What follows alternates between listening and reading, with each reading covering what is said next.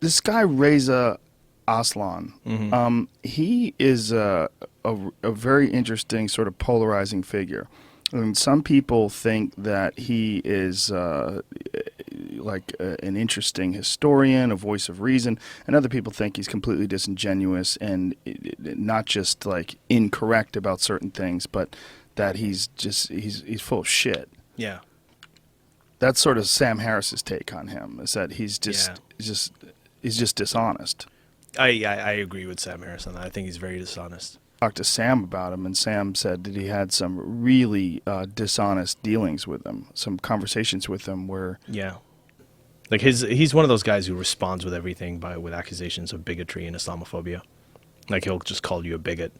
And he knows especially that, people here, especially liberal white Westerners, that's the last thing they want to be called. It's just a great way to shut down the conversation. And people know this. People in the Muslim world, generally, they know this.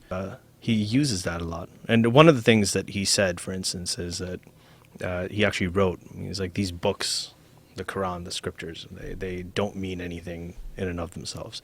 These words have no meaning.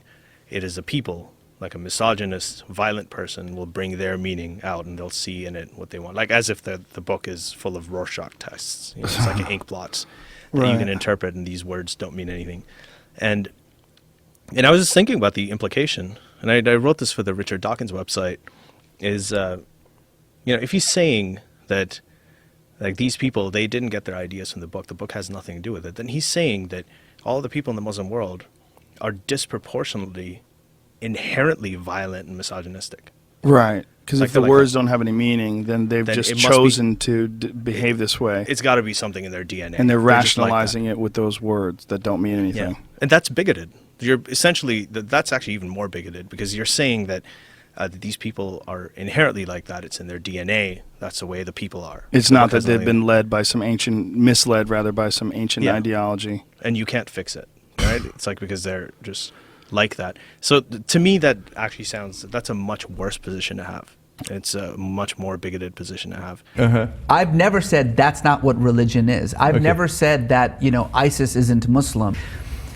My argument is that religion, like any ideology, and that's all religion is, it's just an ideology, like nationalism, like secularism, like atheism, like any ideology can be used to promote good and bad. It can be used to promote life and death. And the fundamental difference of how you decide, how you sort of interact with that ideology has everything to do with the individual and nothing to do with the text itself. On the very first day of the study of religion, the very first thing that you learn is that people do not derive their values from their scripture, people insert their values in their scripture.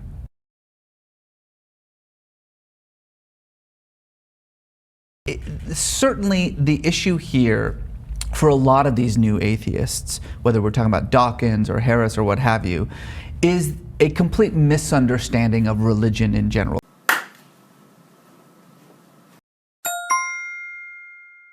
This is the problem, is that the reason why Sam Harris is a fundamentalist, like any other fundamentalist, is because he reads the scripture the way a fundamentalist reads the scripture.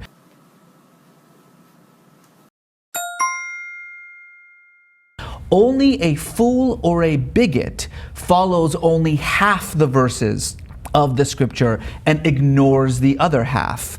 That's what Sam Harris does, it's what ISIS does, it's what all fundamentalists do. By the way, that's because Sam Harris's research methodology is the television. Okay? That's Sam Harris's research methodology. This is not an expert on religion. This is not a man who has done a day of field work. He speaks no biblical or Quranic languages. He's done absolutely no research whatsoever in the history of religions or the sociology of religions.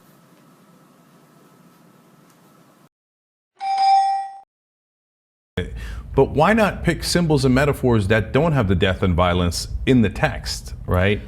And let alone all the other horrible and wrong things. Try to think of one. Okay. Why not come up with your own? I mean, so why do I need to have some guy 2,000 years ago or 1,400 years ago interpret something for me that I can interpret for myself in terms of faith and spirituality, especially when I know for a fact that A, he got at least 50% of it wrong. Okay. B, I know it's not true, right? He didn't actually talk to Allah. There actually is no Allah. You know that it was one of the idols that he picked in a Meccan square. So first of all, I think you have a misunderstanding of the very concept of scripture or speaking to God.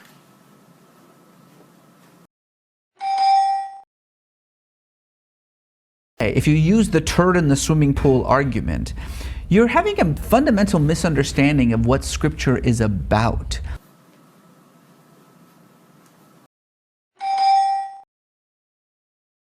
So why go with that flawed language at all, especially when you know it isn't true? Well, I think there's a fundamental mistake in your definition of true.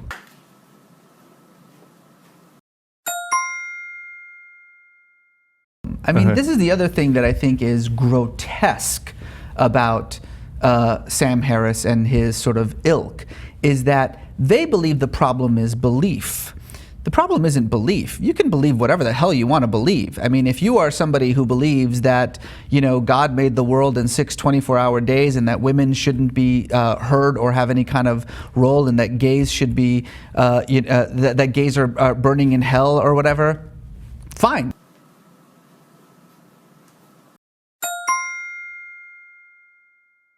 The problem with not just Sam, but with the new atheists in general, is that they give atheism a bad name.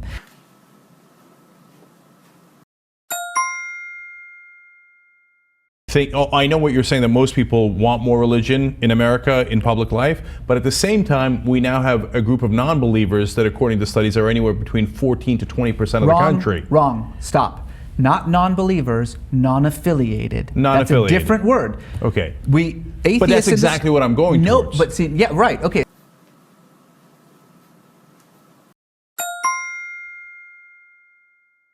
And you think that because you think religion is bad science. That's why you think that. But religion isn't bad science. It's a completely different mode of knowing, just like science is a mode of knowing.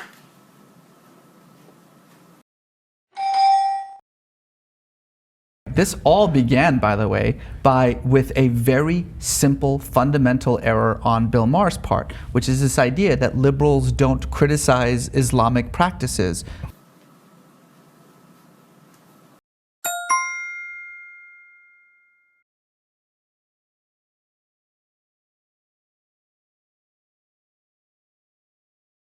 Reza, you don't think that there's anything more, there's the justice system in Muslim countries, you don't think is somehow more primitive or subjugates women more than in other countries?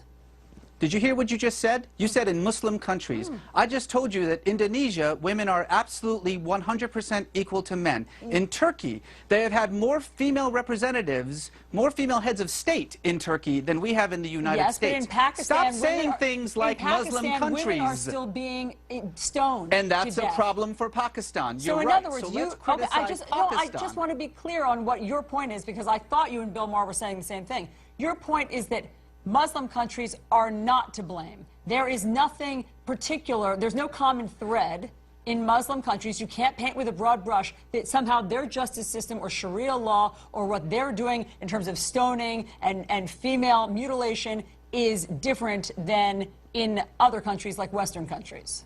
To say Muslim countries as though Pakistan and Turkey are the same, as though Indonesia and Saudi Arabia are the same, as though somehow what is happening in the most extreme forms of these repressive countries, these autocratic countries, is representative of what's happening in every other Muslim country, is frankly, and I use this word seriously, stupid. So let's stop doing that. Okay.